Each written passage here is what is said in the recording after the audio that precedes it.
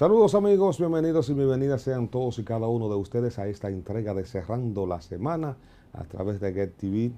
Las gracias por estar con nosotros, como siempre darle la bienvenida a nuestro compañero, el señor Fidel Sánchez, quien está aquí con nosotros, Leonardo, al pie del cañón y presto para darle información veraz y objetiva. Buenas noches, mi querido Leonardo. ¿Cómo está usted? ¿Todo bien? Bien, bien, gracias a Dios. Hay muchas informaciones de qué hablar, ¿verdad? Muchas cosas de qué hablar. Y vamos a comenzar con la el presidente. ausencia de nuestro señor presidente que está fuera del país, pero usted Ya tiene la agenda ahí para que la desarrollemos. Ya regresó, aunque vuelve para Estados Unidos esta bueno, semana. sí. El presidente de la República, Luis Abinader, estuvo en Washington esta semana, donde pues participó agotando una apretada agenda, iniciando con reuniones en el Capitolio con la presidenta del Senado de Estados Unidos, Nancy Pelosi, también con la representante pues de la USAID y posteriormente también con el senador de origen dominicano, Adriano Espaillat, también con el líder de los demócratas en el Senado de la República. Eso fue el jueves. Pero el jueves también se reunió pues con la vicepresidenta de los Estados Unidos, donde agotaron agenda. Algo que no ha salido bien claro es la agenda de la reunión con la vicepresidenta de los Estados Unidos, de que si estaba en el punto, según los medios de comunicación, no estaba la agenda ahí de Haití, algo que me llamó la atención, aunque muchos medios de comunicación y muchos comunicadores hablaron de que el viaje en sí era por el caso el tema, Haití. Sí. Eso es lo que se tenía la idea y se comentaba, y nosotros también lo comentábamos antes de iniciar el programa, que básicamente aprovechar esta visita al presidente de la República a Washington, teniendo próximamente un compromiso en las Naciones Unidas, Sí. Se dibujaba la idea de que el tema básico, el tema fundamental, era el tema Haití, y más en este momento que está Haití, que se ha tirado a la calle. No, porque la mayoría de las delegaciones diplomáticas de países como Estados Unidos, República Dominicana, Brasil, Canadá, han retirado su representación diplomática. Nosotros la retiramos el pasado jueves. No, y también Estados Unidos lo hizo también Canadá, México lo hizo también. O sea que vamos a ver entonces dónde para esto, porque la situación haitiana en verdad ha llamado mucho la atención que se está viviendo. Y que prácticamente no hay ningún tipo de seguridad que permita a ninguna alegación de ningún país pues estar ahí. Por el tema de la seguridad. Eso es así. Pero con relación a esto, también el presidente de la República volverá a Estados Unidos esta semana, ya a Nueva York. Se habría reunido también con el secretario general de la OEA, Luis Almagro, supongo que ahí sí se trató el tema haitiano. O sea, en ese sí era el tema haitiano, porque el tema haitiano es un tema OEA, y la OEA tiene que ver mucho con lo que sería el destino de Haití, que creo que es el deseo de todos y cada uno de nosotros, de que Haití reciba la atención que merece, a pesar de que sectores, comenzando por la oposición haitiana, han objetado la participación de la República Dominicana y hasta la misma representación del presidente de la República para ser vocero de la situación de su país en playas extranjeras. Una vez más, o sea, los haitianos demuestran cuál ha sido su actitud de agradecimiento, entre comillas, para la República Dominicana. Que no lo hay. Mira, también no podemos descartar que en la locución que tiene el señor presidente de la República ante la Asamblea General de las Naciones Unidas se plantea el tema Haití. Y además, recuérdate, Leonardo, que Haití asumió ese tema, incluso envió la Minutax a Haití y se retiró, ya dejó ese tema a las Naciones, lo soltaron, a la OEA, como tú señalaste, lo soltaron ese tema. Y no descartamos que el señor presidente de la República aproveche también ese escenario para abundar, para fortalecer la estructura democrática de la República Dominicana y solicitar la colaboración de otras naciones para hacer frente a este tema que no solamente preocupa a su vecina nación, que somos nosotros los dominicanos, sino preocupa al mundo, porque ya la migración hacia la República Dominicana no se limita a la República Dominicana, valga la redundancia.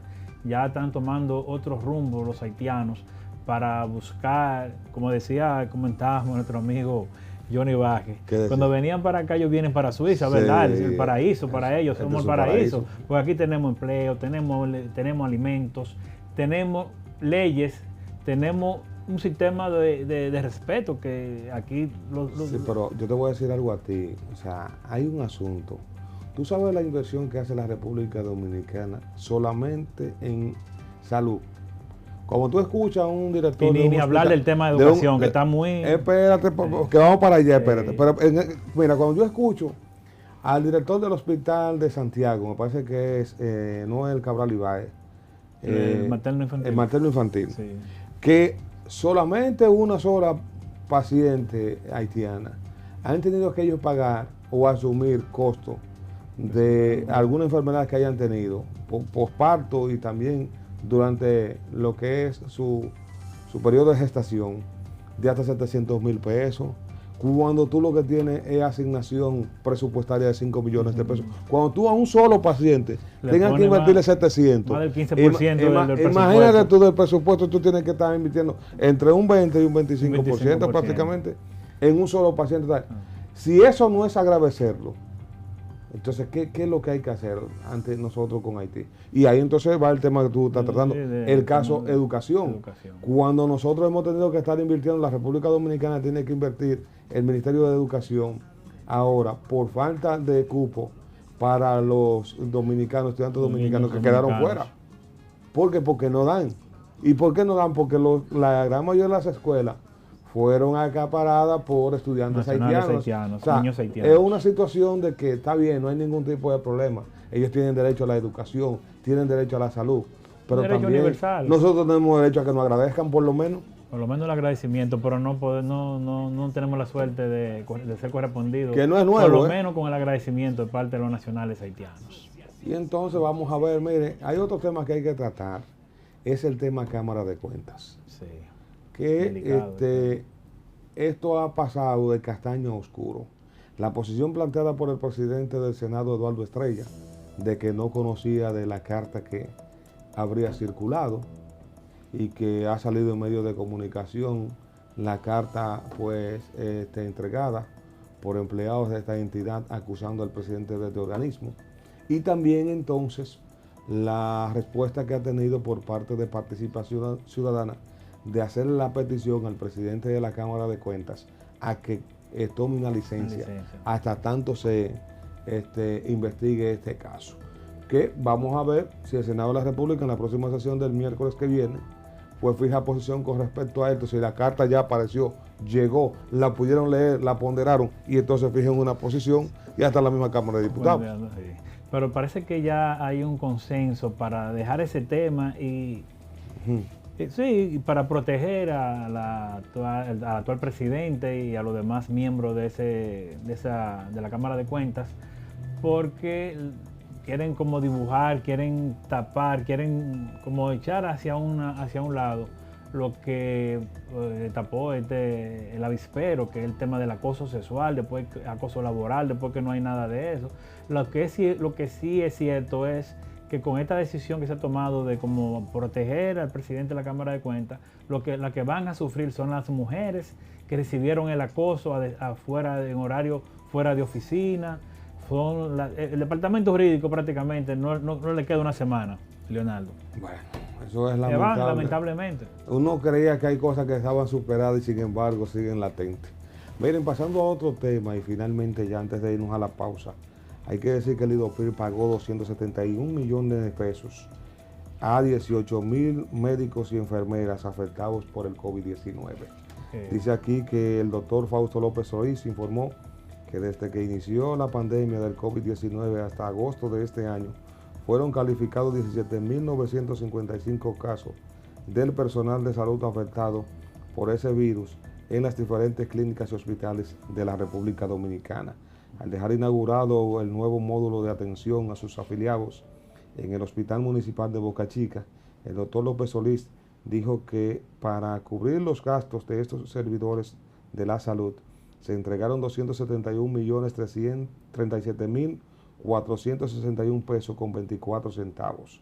Durante el acto inaugural del módulo en el Hospital Municipal de Boca Chica, la directora regional este de IDOPIR, Solceret Chapman, pues manifestó que el Instituto Dominicano de Riesgos Laborales se ha enfocado en mejorar el servicio brindado, en expedir la contratación de las diferentes prestadoras de servicios de salud, en la contratación de nuevos médicos especializados en las áreas de ortopedia, neumología y cardiología, entre otras especialidades. Con este son 12 ya los centros que ha dado apertura el IDOPRIL en la gestión del doctor Fausto López Solís, bajo el liderazgo del presidente Luis Abinader, con la intención de acercar esa institución a toda la población trabajadora de la nación. Y también está programado a darle apertura, a abrir nuevos módulos en otras provincias y municipios del país. Sí, que eso nos lo decía nuestro invitado la semana pasada, con relación a lo que sería la apertura en diferentes regiones, tanto en la región sur como en la región norte y el este del país. Ya él hablaba de que estaban pues en servicio en la parte este del país, específicamente en Bávaro. Hablaba también de San Pedro de Macorís, la Romana, me parece que era, y entonces ya Boca Chica. En el caso entonces del Gran Santo Domingo y la provincia con el Distrito Nacional, que es donde mayormente se aglutina una gran cantidad de empleados o de los que reciben el servicio, como en la región sur, que él hablaba de San Cristóbal, hablaba de San Juan de la Maguana, hablaba de Barahona y también de Elías Piña. En el caso del norte hablábamos de La Vega, hablaba de Bonao, San Francisco de Macorís, Santiago, Puerto Plata y Valverde Mao.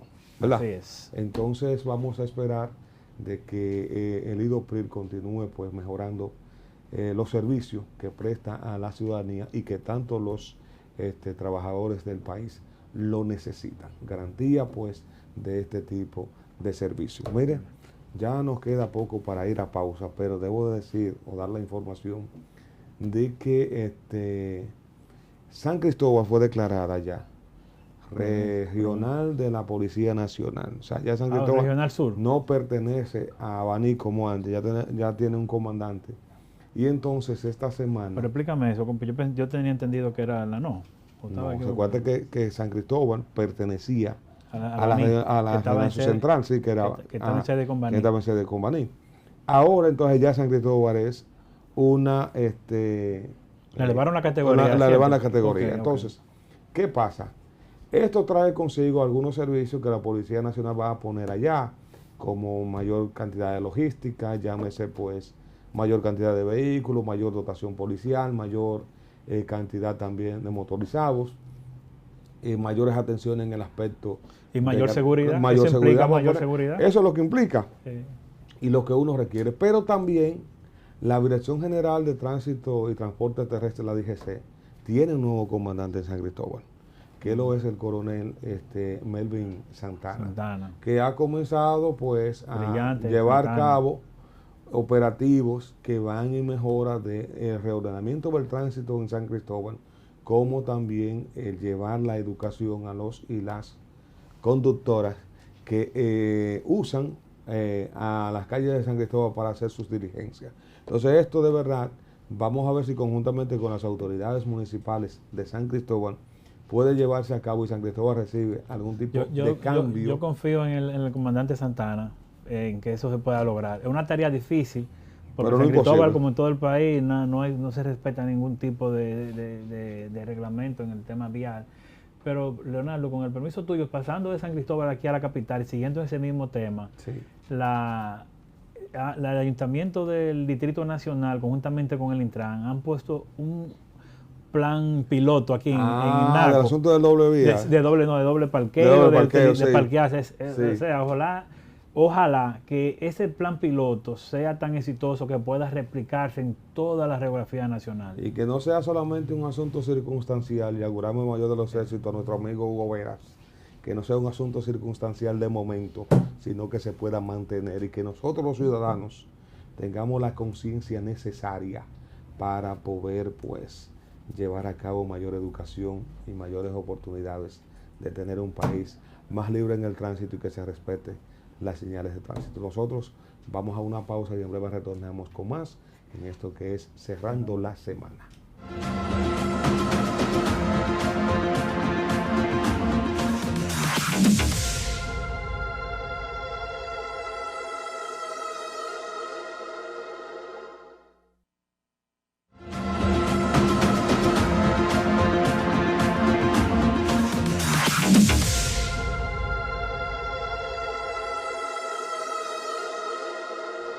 Continuamos cerrando la semana y de inmediato vamos a dar la bienvenida a nuestro invitado del día de hoy, Fidel, que lo es el politólogo Rómulo Vallejo, a quien nos para dar la bienvenida, darle las gracias por estar con nosotros. Rómulo, bienvenido. Bienvenido, Rómulo. Muchas gracias, Leo, Fidel.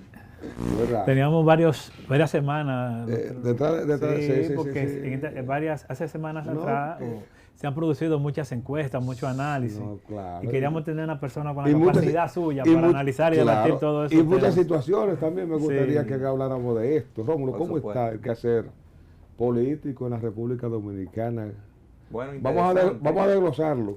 Interesante, pese a que la ley electoral y la misma Junta tiene unos plazos establecidos para el inicio de la campaña electoral, nosotros vemos cómo los partidos políticos son indetenibles y ya prácticamente se está en una campaña abierta, aunque simulada, bajo techo, unos procesos de inscripción, unas actividades de juramentación y crecimiento de las organizaciones políticas, pero que no son más que trazando el camino de la pre-campaña que ya a destiempo nuevamente se inicia. Esto es incontrolable en nuestro país. Vamos a comenzar de adelante para atrás y atrás para adelante. En el caso mío, Fidel, la Fuerza del Pueblo tiene su candidato, ya hay muchas cosas definidas. ¿Cuál es el posicionamiento de crecimiento y por qué no hasta de victimización por parte del gobierno o del PRM a la Fuerza del Pueblo? Mire, si usted analiza en promedio las diferentes encuestas que han salido en el escenario electoral actual recientemente, ciertamente hay un posicionamiento de crecimiento. Cuando usted hace el promedio de todas las firmas encuestadoras, sin importar, ¿verdad?, las intenciones o el interés de una o de otra. ¿A quién la pagó? Sí, exactamente. Usted puede encasillar a esa agrupación política en una segunda posición electoral. ¿Por encima del PLD? Sí, por encima del PLD. No relaja. O sea, la Fuerza del Pueblo está por encima del PLD. Hay que diferenciar lo que es cuando se mide la Fuerza del Pueblo únicamente como organización política, cuando se mide la Fuerza del Pueblo con Leonel Fernández como candidato electoral, como candidato presidencial de esa organización. Cuando se hace esa conjugación de ambos elementos, te da un posicionamiento, una segunda posición. Sí, pero no pudiese influir ahí el asunto de que todavía el PLD no ha definido quién sería su candidato. Bueno, lo que hay es una tendencia de decrecimiento significativa independientemente del nivel de proselitismo político que llevan los candidatos de esa agrupación política. En un escenario posible con tres figuras definidas, Leonel Fernández, Luis Abinader, Margarita o Abel, que son los que posicionalmente hacia el exterior de esa agrupación política cuentan con mayor nivel de reconocimiento de la sociedad, usted entonces tendría en ese escenario que el PLD no sobrepasa el 12%, Leonel Fernández se ubica entre un 22, 23, 24% y el presidente Abinader entonces sobrepasaría el 50%. Estamos hablando, en ese escenario que usted plantea, estamos hablando de que la intención del presidente Luis Abinader, de ser candidato nuevamente y reelegirse, sería un hecho entonces, porque tomando en cuenta que somos un pueblo reeleccionista. Bueno, hasta el momento, y lo que uno ha observado en todos los estudios, cuando uno hace un análisis, ¿verdad?, una sustracción de los datos, una segmentación, lo que se observa es que no hay ningún elemento hasta el momento que pueda impedir una posible repostulación del presidente Luis Abinader en el escenario político actual.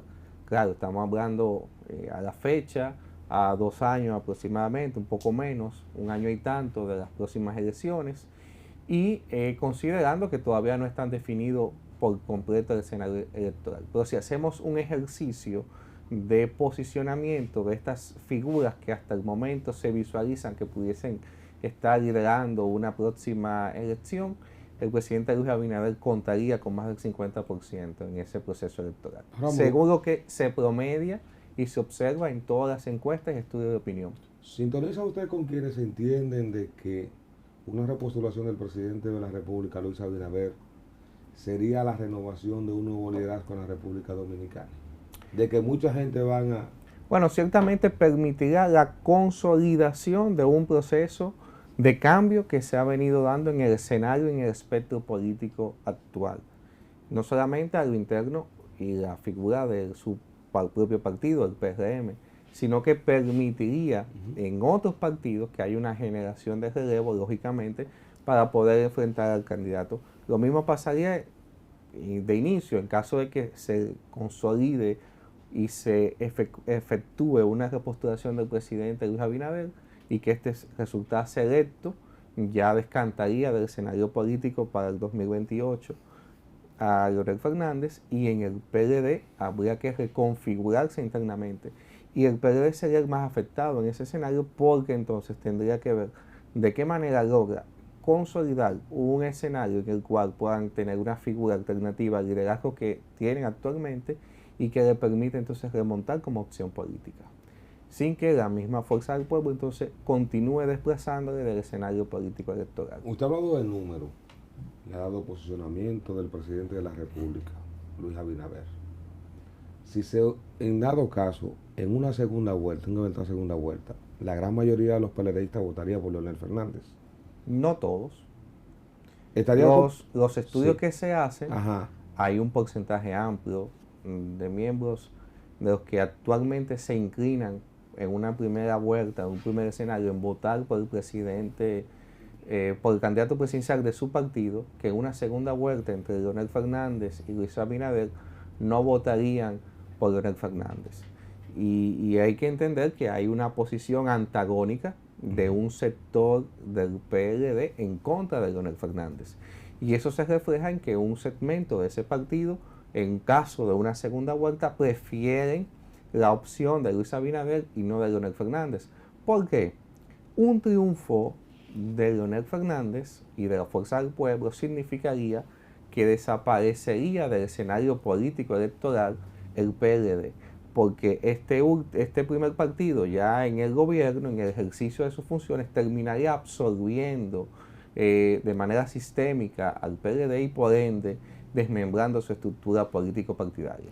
Usted nos cita dos partidos que actualmente son mayoritarios. En ese escenario que usted dibuja, que usted nos plantea, ¿cuál sería el futuro inmediato, los resultados, tanto del PRD como del Partido Reformista Social Cristiano? Bueno, si no hay una renovación seria y si no hay algo interno de esas organizaciones, el interés de tener un mejor desempeño político electoral en su estructuración política, están llamados a desaparecer. Cada día es mucho menor el nivel que marcan estas fuerzas. Han pasado de ser unas fuerzas políticas nacionales a ser fuerzas políticas regionales, basadas fundamentalmente en la fortaleza de uno que otro liderazgo que pueda tener en alguna que otra provincia. Y ese resultado lo podemos ver en las elecciones pasadas, donde fue menguada de manera significativa la fortaleza del PRD y del Partido Reformista. Y vemos cómo se han concentrado en liderazgos regionales. Tiene el caso de La Vega, donde el Partido Reformista con Rogelio Henao, o en el caso de La Romana, con Tony Adames y con Pedro Botello, que tú puedes generar cierto nivel de equilibrio y de fuerza política.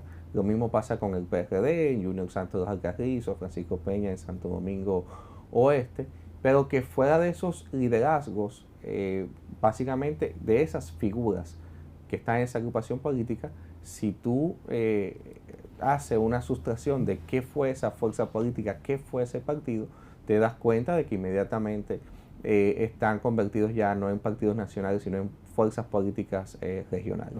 Okay. Esa misma suerte, Sí. perdón Leonardo, esa misma suerte que usted plantea correría tanto el reformista como el PRD, en ese mismo carril correría también el PLD si las cosas van como van.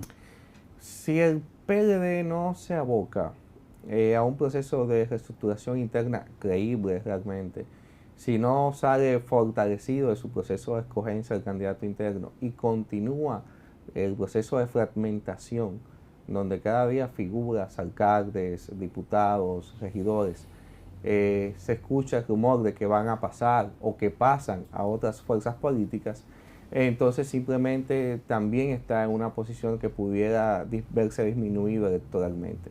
Todavía es muy prematuro para eso, todavía se siente consolidado con una fortaleza de una fuerza política nacional, en una tercera posición, en algunas provincias compitiendo en una segunda posición, sólidamente, y habría que esperar que cada uno de esos partidos culmine el proceso interno de selección de sus candidatos, ver qué nivel de trauma tiene esto, tanto en las alcaldías como las senadurías, diputaciones, y una vez terminado ese proceso, estas elecciones van a marcar cuál sería el rumbo o el destino de esas organizaciones políticas. Rómulo, pero usted está planteando aquí una renovación total de cara al próximo proceso electoral. Necesariamente, hay un ciclo político que se cerró en la pasada campaña, en el pasado proceso electoral, y unos liderazgos que están llamados a reconfigurarse para que pueda entonces el tablero de aceptación de la población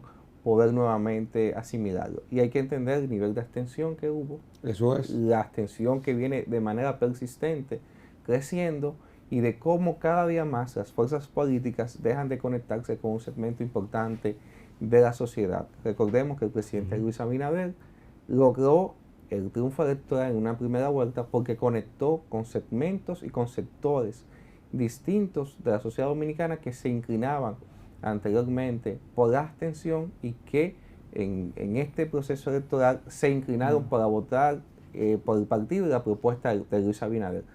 Hay que ver en la medida de que no solamente ese voto distinto, abstencionista, que se sumó a Luis Abinader se consolida, sino también el voto partidario de su partido, y esto necesariamente forzaría a las demás fuerzas políticas a competir por ese nicho de voto. Por eso la renovación es importante. Yo quiero hacerle dos preguntas, pero la primera la voy a hacer en este bloque y la otra va a ser en el próximo. Mire, la primera es, con relación a ese planteamiento que usted está haciendo, ese nivel de captación, todos los partidos políticos han estado en asuntos de renovación y han planteado eso y se ha estado fortaleciendo. ¿Quién ha sido el mayor ganancioso en este aspecto? Bueno, por el momento ha sido el Partido Revolucionario Moderno, el presidente Luis Abinader.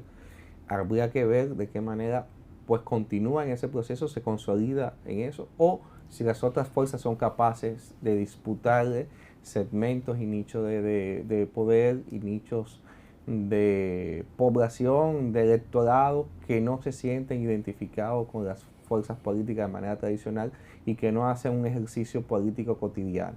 En esa dimensión entonces habría que medir cómo el presidente continúa sumando en esos sectores, o si por el contrario la oposición logra disputarle ese escenario. Con el permiso suyo, vamos a hacer una pequeña pausa y retornamos en breve. Bien.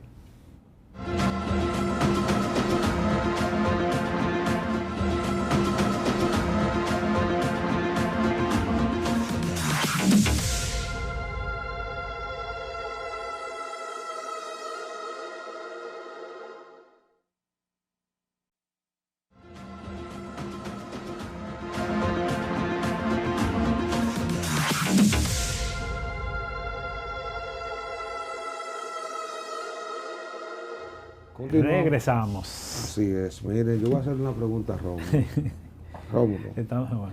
La decisión del presidente de la República de él sacar, como que dice, del gobierno a dos figuras preponderantes en lo que fue su campaña y su proyecto político. Estamos hablando del caso de Roberto Fulcán, hacedor a lo interno del partido, del proyecto Luis Abinader, y de Lisandro Macarrulla, que dirigió el sector externo. Esa carta que el presidente se juega políticamente, ¿qué riesgo pudiese él estar tomando? Bueno, hay que ver en una primera instancia que el presidente, independientemente de las coyunturas políticas que tú muy bien mencionas, ha sido muy firme en plantearse en sus principios. Y en ese sentido, creo que el presidente ha jugado una carta muy positiva, y hay que ver el resultado de su imagen, de su figura en las encuestas posteriormente de estas salidas, donde en vez de haber una situación de descrecimiento, que ha habido una curva ascendente de sectores importantes de la sociedad que están viendo en el presidente Luis Abinader una reafirmación de lo que ha sido su propuesta de campaña, su ejercicio político en el Estado al frente del gobierno, pero también de darle a esos sectores lo que estaban pidiendo. Y lo que estaba pidiendo un gran segmento de la sociedad dominicana. Sangre. En primera instancia, no sangre, sino en primera instancia un ejercicio de gobierno pulcro, transparente, donde también prime una independencia de los poderes del Estado, pero por sobre todas las cosas, donde hay un presidente que no sea reactivo, sino activo, proactivo en cuanto al accionar de su gobierno. Y creo que en ese sentido, pese a que usted pudiera entender que a lo interno del partido o de cara a una próxima campaña electoral pudiera afectarle, cuando tú ves los resultados de las últimas encuestas, ABC, Pure Marketing, casi todas, en el escenario que te dan, te dicen que la población se siente a gusto con el estilo de gobierno del presidente Abinader y las acciones que está tomando en cuanto a adesentamiento de la gestión pública y la buena valoración que tiene de su gestión. O sea que en ese sentido yo te pudiese decir que el presidente va por buen camino. Fidel. Sí, yendo por buen camino, apoyándose no solamente en la estructura partidaria, la estructura que podemos decir, el caso de Macarrulla, que te enfocaste en el tema del sector externo. ¿La fortaleza del presidente se mantiene en ese sector o todavía cuenta con esa estructura partidaria sólida? El presidente está, cuando tú analizas y ves las encuestas, por encima del techo del partido. Siempre está. Eso es lo que es, el partido puede quedar de un 43, 47%, dependiendo de las encuestas. Cuando tú haces la promediación y haces el análisis de cada una de ellas, ese es el porcentaje en el cual se sitúa promediado el partido. El presidente, la figura, en algunos casos ya hasta un 60, 70%. Una aprobación de gestión que sobrepasa también los 60%. Cuando tú ves que de manera sistémica todas estas encuestas marcan esta tendencia, te indica a ti de que el presidente no solamente se ha consolidado al interno de su partido, donde hasta el momento no hay quien le dispute en caso de que él decida una repostulación, sino que también hacia afuera, independientemente de las simpatías partidarias, un segmento amplio de la población valora al presidente. Y creo que en esto ha incidido tres cosas fundamentales. Primero, su método de comunicar. El presidente es muy comunicativo, muy cercano a la gente. Y nosotros en una entrevista anterior a inicio de gobierno, decíamos que el presidente iba a inaugurar un nuevo estilo político y que esta forma de comunicarse de manera sistémica con la población, de dar el frente, de reconocer y dar marcha atrás cuando hay alguna equivocación o cuando hay algo que rectificar, pero sobre todo ese rostro humano, sensible, solidario que muestra el presidente, honesto también, le iba a valer mucho. Y esto está siendo reflejado porque si nosotros vemos el accionar o evaluamos del gobierno en estos 2 años, los sectores que le apoyan, los que le adversan, y hacemos un diagrama donde señalamos los puntos fuertes del gobierno y quiénes son los puntos de apoyo, vemos que prácticamente la mayoría de sectores de la sociedad respaldan el accionar del presidente, aunque tengan divergencia con algunos funcionarios, aunque tengan disidencia con alguna que otra acción del gobierno o su inclinación partidaria, la figura del presidente atrae, unifica y genera simpatía por encima del partido. Usted me está planteando eso porque todos reconocemos y sabemos que el presidente es pro sociedad civil. Todo el mundo sabe eso. Y que siempre ha estado, si se pudiese decir, el distanciamiento o la brecha entre partido presidente. La pregunta mía va, esa decisión del presidente de prácticamente responder a sectores no partidistas pro sociedad civil, a responder a sectores dentro de su partido, que tomar el riesgo hasta de beneficiar a externos que a internos de su partido, ¿eso no tendría algún tipo de repercusión negativa en algún momento? Bueno, mire, es un planteamiento que usted lo señala. Sí. Un planteamiento que no necesariamente debamos de suscribirlo. Entendemos y lo que estamos viendo es lo que dicen las encuestas. Rómulo, recuerda, y estamos viendo lo que dice la medición. Yo estoy hablando desde el punto de vista, cuando a mí me hablan a mí, que los popis son los que gobiernan este gobierno. No, fíjese que usted tiene que entender que un ejercicio de gobierno es para todos los sectores. Ahora, me imagino que quien gobierna, lo que le interesa no es el criterio personal suyo, don Leo, y excúseme, lo que le interesa es el criterio de la mayoría del universo. Sí. Y el universo, en las encuestas le dicen que el estilo de gobierno del presidente es positivo y que valora su gestión. Y en función de esa valoración de la gestión, entonces es que se toman decisiones. Y yo le estuviese diciendo, si yo tuviese la oportunidad de asesorar al presidente, no sé bien qué usted está haciendo, pero los números indican que lo está haciendo bien. Continúe haciéndolo.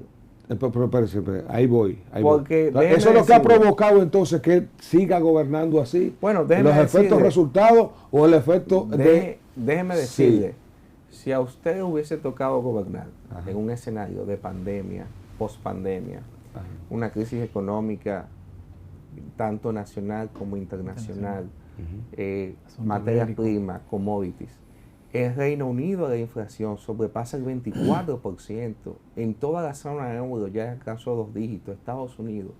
Y usted, pese a todo ese panorama adverso, mantener 2 años de ejercicio gubernamental con un desgaste de la figura mínimo en cuanto a lo que en vez de descender lo que ha hecho es que ha revalorizado y se ha posicionado entre un 53 y 54% la intención de voto cuando usted viene que usted ganó con un 52%.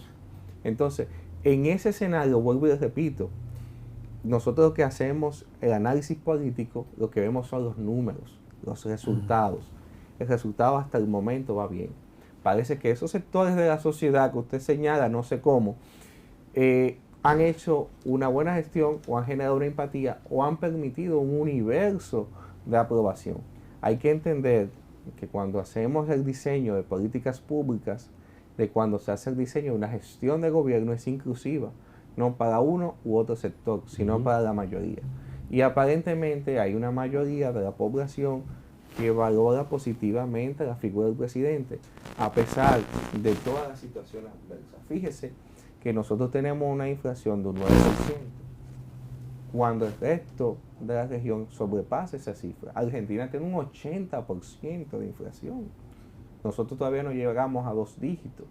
Y la política macroeconómica, en vez de apreciarse la divisa, lo que se ha hecho es que se ha apreciado el peso. Fortalecido el peso. Y entonces cuando usted pone a ver que el euro se ha desplomado, la libra esterlina se ha desplomado, las principales materias primas se han desplomado, los commodities han aumentado, se han apreciado, las divisas se han apreciado, y usted ve que aquí hay un efecto contrario, entonces algo se está haciendo bien. Y yo soy partidario de que lo que está bien se mejora, no se cambia. Siguiendo ese escenario, pero tirando la mirada más hacia allá, de vencer todos estos obstáculos de la pandemia, la crisis sanitaria, la crisis económica, la guerra, los precios. Siguiendo ya, hemos vencido estos 2 años y el presidente tiene una buena valoración. Ahora, la mirada suya como politólogo del 2022. ¿Cuáles son los retos? Al 2024. Miren, hay 3 elementos que son fundamentales. Primero, la economía. Aquí en nuestro país es fundamental que la economía pueda, no solamente el nivel de crecimiento que lleva y que dice el Bank of America, que la economía dominicana va mucho mejor de lo proyectado, sino que también se pueda seguir desprendiendo ese buen resultado económico hacia los sectores más populares, que haya una mayor inclusión social, que el bienestar económico pues se generalice y que también permee los sectores más productivos, más deficitarios en cuanto al tema de ingresos de la sociedad, pero sobre todas las cosas que haya un mayor nivel de inclusión social. Si se supera y se mantiene el ritmo de crecimiento como está y se supera esta brecha de pobreza, se controla la inflación y junto con eso entonces el presidente logra mantener cohesionado su gobierno, que los funcionarios logren transitar por una misma vía, con una misma melodía y con una misma sintonía en función de la visión del presidente, pudiésemos entonces estar frente a un presidente que va a mantener su popularidad y su mismo equilibrio. ¿Cuál sería el mayor reto que tiene el presidente? La parte económica, que tiene que seguir fortaleciendo el crecimiento del país como hasta ahora lo lleva, consolidar su desarrollo económico, pero también cohesionar la función del gobierno, su visión con el accionar de sus funcionarios. Y creo que esas son los dos principales retos del presidente. Y el asunto de la seguridad ciudadana, que también influye, que salen todas las encuestas en segundo lugar, ¿qué ha pasado con esta? La otra pregunta mía ahí, para culminar de mi parte, por esta ronda. ¿Usted entiende que al presidente de la República le hacen falta más músicos que toquen la misma partitura que él? O sea, Mire, gente que le ayuden, que le soporte, que le sirvan de soporte a él. Mire, ciertamente la seguridad ciudadana es un desafío para todos los gobiernos, no solamente el nuestro, sino de toda la región. Y viene fundamentalmente por un tema de desigualdad como origen, y entonces después viene en un sistema de justicia deficitario y un sistema precario en cuanto a la prevención del delito y la disuasión.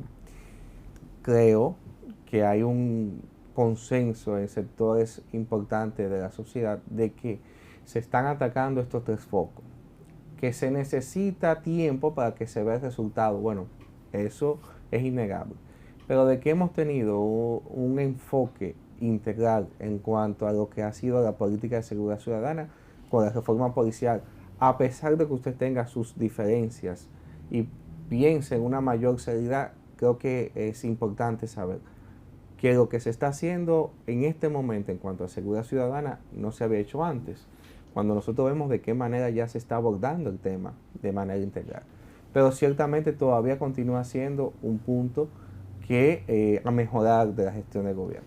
Y en cuanto a los músicos, ciertamente se ha observado algunos funcionarios que se han desviado un poco del enfoque del presidente de una gestión inclusiva, y lo que hemos visto es que el presidente de esos músicos lo ha apartado y ha traído nuevos músicos.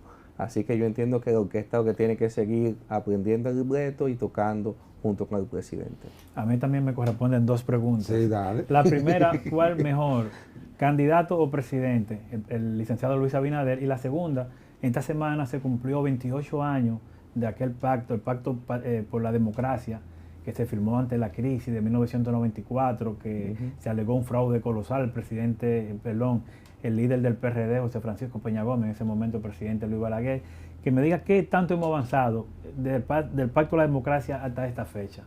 Mire, si nosotros vemos y observamos lo que fue Luis Abinader como candidato presidencial, sus dos procesos que le tocó, 2016 y 2020, y cómo ha sido su ejecutoria como presidente en cuanto a su discursiva, en cuanto a su manejo con la población, con el público, damos cuenta que había un salto significativo y que el presidente ha tenido un manejo extraordinario en cuanto al dominio de los escenarios, en cuanto a su discursiva y en cuanto a cómo ha podido posicionar su narrativa, su mensaje en el seno de la población. Esto quiere decir que ha sido un muy buen presidente y que ha superado a Luis Abinader candidato. En cuanto al Pacto por la Democracia, de la crisis del 94, que conllevó al acortamiento del periodo presidencial del presidente Balaguer, llamado nuevas elecciones en el año 96, pero también eso trajo consigo una serie de reformas importantísimas en la sociedad dominicana: reforma electoral, reforma de la Constitución, pero también reforma del sistema de justicia y otros componentes. Vemos que la vida institucional a partir de ese Pacto por la Democracia de la República Dominicana ha mejorado de manera significativa, pese a que surgió de una crisis, pero ha evolucionado de manera significativa. Ya el fantasma del fraude y demás, eso es imposible nosotros salir de ello, pero como sociedad hemos avanzado bastante y por lo menos ya tenemos certidumbre de nuestro sistema electoral. Mire, finalmente ya, la última pregunta. Se queda con el deseo de seguir conversando. Yo tengo que hacer esta pregunta, espérate, a ver cómo la puedo poner. Cuidado, es Capicúa. Mire, usted maneja números y vemos que el presidente de la República ha estado en las últimas semanas en todas las provincias que mayor garantía de voto dan en unas elecciones, que se llama Santiago y San Cristóbal. ¿A qué se debe esto? Mire, yo diría que no sin ser conspiranoico, sin ser... Sí, pero usted maneja yo lo números. que entiendo es que la ejecución del gobierno es universal. Ajá. Y por supuesto hay ejes que son prioritarios de la política del gobierno. Y posiblemente haya coincidido en esos ejes esa participación.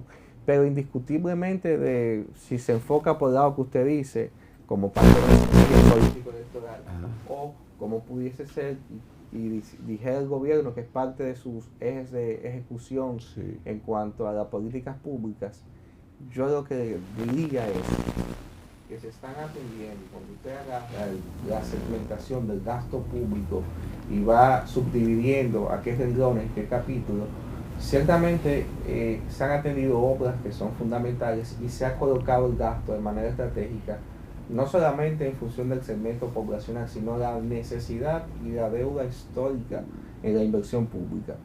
Y creo que también eso hace parte del escenario, porque una provincia como Monteplata, que no es electoralmente incidente en cuanto al resultado electoral, que solamente en un renglón, agua potable, tú destinas una inversión de 1.500 millones de pesos, te indica a ti de que la lógica del gobierno no va necesariamente por la parte que usted dice.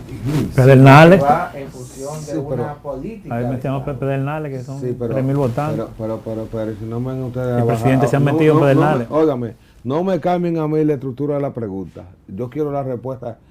Este aspecto de reunirse también con sectores no partidarios y que son esencialmente importantes en una sociedad, como el sector educación, el sector médico, salud, sociedad civil. Mira, es que nosotros cuando hacemos un análisis político partimos de premisas ciertas, no de especulaciones, y vemos de tendencia. Y la tendencia te marca que el presidente inició juntándose con las juntas de vecinos y siempre ha mantenido una posición de diálogo.